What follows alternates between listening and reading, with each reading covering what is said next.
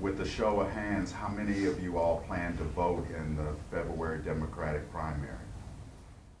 These young African Americans intend to vote next year, but for now, there's not a lot of excitement. I feel as though each candidate is just trying to beat the current president. They're not really trying to push off or present anything that's really attention-getting. I would have to say that I'm not as enthused as I was about the previous election where, I would say the previous two elections where Obama was actually in the running for as a presidential candidate. Former Vice President Joe Biden has around 35% support among South Carolina Democrats, a 20-point advantage over his closest competitor, Massachusetts Senator Elizabeth Warren.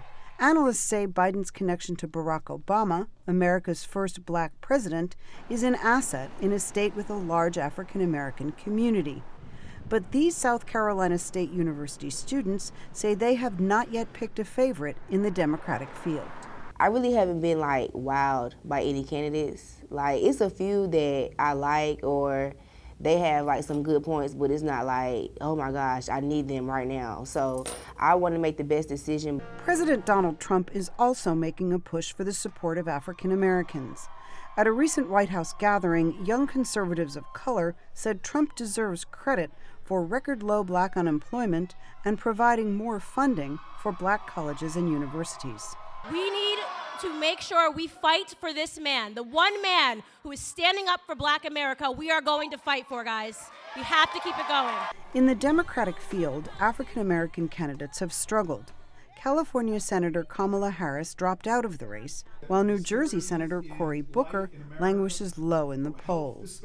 Political science professor Willie Black says black Democrats have one overriding goal. African American voters, in total, their overwhelming issue that they all cling to is to find someone that could beat Donald Trump. But that may not be enough to inspire younger voters, who Black says the candidates have yet to engage. They're not putting forth plans that will really grab the voters' attention and make a large segment of them, the voters, the African American electorate, to want to come to them.